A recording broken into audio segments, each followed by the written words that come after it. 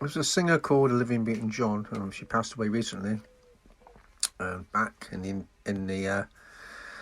late 70s, early 80s, she wrote a song, "Hopelessly Devoted to You." I think it was one of the movies, Grease Lightning or Summer Nights, something like that. Anyway, but the actual lyrics went about this guy that she liked, and he didn't really want her.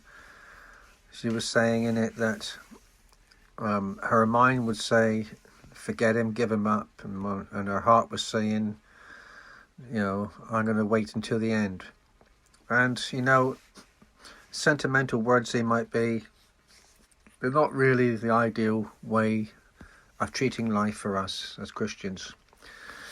So I'm thinking about when I was single, and applying this to you dear ones out there that still are single.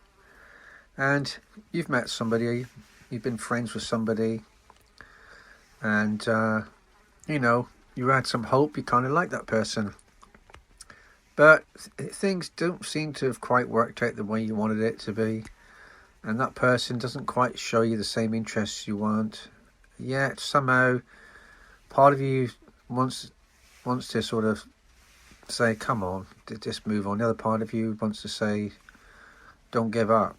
Well, to be honest, you really think you really do need to give up on that person, because you're just going against the Lord's will. Because oftentimes the Lord will say, to forget the former things, to forget the things in the past, just move on.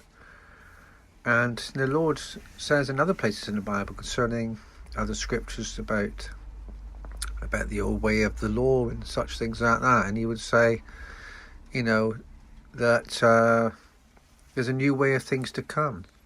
There's better things to come, and you need to let go, really, of that person that you've been interested in, when you can plainly see that the Lord is not opening up the way there.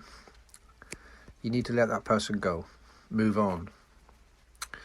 But it's not to say that in the future that the Lord re-establishes that contact with that person and it is the right one. But for the time being, you need to let go and assume that person is not the one for you. And the Lord will strengthen you and bless you for it, because you'll be looking in the right direction. I mean, we've all been there, haven't we? I guess we've seen somebody we liked, and that person just hasn't, given us that full attention that we know that a person who likes you would. And part of us don't want to give up, and part of us thinks, why should I endure this hurt? It's better just to let that person go and move on to something that someone that the Lord will make enthusiastic about me, and not that I have to keep looking or straining to see any kind of affection or interest from that person to me.